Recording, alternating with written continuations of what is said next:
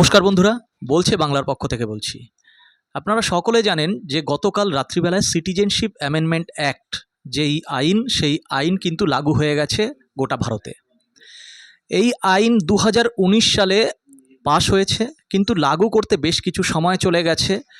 এই আইন নিয়ে বাংলার বেশ কিছু অংশে উচ্ছ্বাস প্রকাশ করতে দেখা যাচ্ছে। যারা বিজেপি পন্থী বকলমে বা সোকল্ড বিজেপি পন্থী আমরা তাদের দেখতে পাচ্ছি, তারা এই আইন নিয়ে উচ্ছ্বাস প্রকাশ করছেন।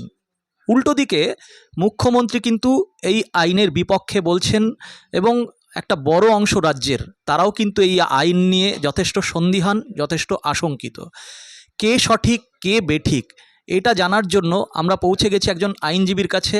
কলকাতা হাইকোর্টের আইনজীবী অনিশ দত্ত শর্মার কাছে আমরা পৌঁছে গেছি।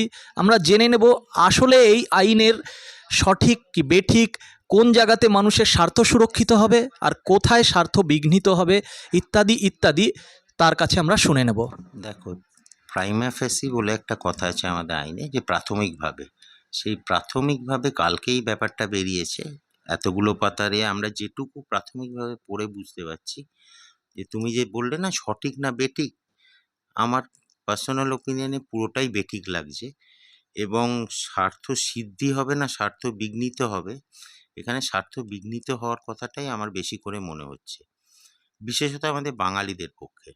কেন আমরা সবাই জানি যে বাঙালি এবং পাঞ্জাবিরা অনেকেই কিন্তু তৎকালীন পাকিস্তান এবং বাংলাদেশ বা পূর্ব পাকিস্তান থেকে এসেছিলেন।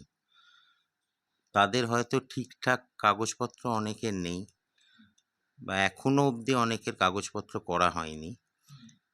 এবার তুমি জিজ্ঞেস করতে পারো যে আমি বেঠিক বলছি কেন। বেঠিক বলছি এই কারণে, যে মুহূর্তে আমি ফর্মটা ফিল আপ করবো, আমি কিন্তু একটা পরোক্ষে ডিক্লারেশন দিয়ে দেবো যে আমি ভারতীয় নই। এই ডিক্লারেশনের পর গভর্নমেন্ট, সেন্ট্রাল গভর্নমেন্ট যে কি করবে সেটা কিন্তু আমরা কেউ জানি না। হতে পারে আধার বাতিল হয়ে গেল সঙ্গে সঙ্গে, হতে পারে যে সুযোগ সুবিধাগুলো আমাদের সিটিজেন হিসেবে পাও না সেটা অনেকের ক্ষেত্রে আপাতত বন্ধ রইল। সুতরাং সেটা তারা প্রচণ্ড সাফার করবে। আর এখানে দেখবে 3টে দেশের নাম দেয়া রয়েছে। সেই 3টে দেশে থেকে অত্যাচারিত হলে বা কোনো কেস থাকলে ইত্যাদি ইত্যাদি এখনকার গভর্নমেন্ট, সেন্ট্রাল গভর্নমেন্ট বলছেন যে তারা নাগরিকত্ব দেবেন। এখন সাধারণভাবে ভাবো যে কোনো লোক কি তার আগের দেশে গিয়ে এটা প্রমাণ আনতে পারবে যে সে অত্যাচারিত বা তার এগেনস্টে কেস আছে? সেখানে যদি ভিসা চায় বা চায়, তাহলেই তো আবার এতে আটকাবে।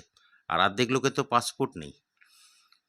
এটা সাধারণত একটু প্রান্তিক শ্রেণীর লোকেদের জন্যই বলা হচ্ছে, যে পাসপোর্ট ছাড়া বা ভিসা ছাড়া তো যাওয়া সম্ভব নয় কোনো দেশে, এবং তারা গিয়ে সেটা কখনোই প্রমাণ করে আনতে পারবে না যে তারা অত্যাচারিত। কোনো গভর্নমেন্ট যে 3 দেশের এক দেশে যেখানেই বলো, তারা বলবে না যে আমি অত্যাচার করেছি। এটা হচ্ছে প্রাথমিকভাবে একটা বিশাল ভুল। আচ্ছা, আর একটা জায়গায় দেখা যাচ্ছে যে যে 9টি ডকুমেন্ট চাওয়া হয়েছে, সেই 9টি ডকুমেন্টের মধ্যে একটি জায়গায় দেওয়া রয়েছে যে জায়গা জমি সংক্রান্ত নথিপত্র বাংলাদেশে যদি থাকে, তার দাদু দিদা ইত্যাদি ইত্যাদি, এই জায়গা জমি সংক্রান্ত নথিপত্র আনা কতটা সম্ভব যে কোনো একটি প্রান্তিক মানুষের পক্ষে? আইনের কচকচিতে না গিয়ে সাধারণ ভাষায় বলি, যে আরেকটা দেশে গিয়ে কাগজপত্র জোগাড় করা অত সোজা নয়। কেন, তাদের ওখানে জমির দাগ বা জমির ঠিকানা বা ইত্যাদি এখন কি হয়েছে যে কোনো লোকই 40-50 বছর পর জানতে পারবে না।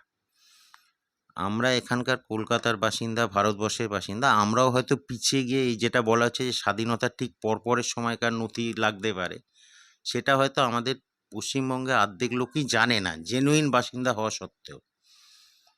সুতরাং আরেকটি দেশে গিয়ে সেখান থেকে ডিক্লারেশনগুলো আনা নেক্সট টু ইম্পসিবল, বা কিছু লোক হয়তো পারতে পারে, সেটা আমি জানি না, কিন্তু এটা মনে হচ্ছে পুরো রাজনৈতিক উদ্দেশ্য প্রণোদিতভাবে হচ্ছে।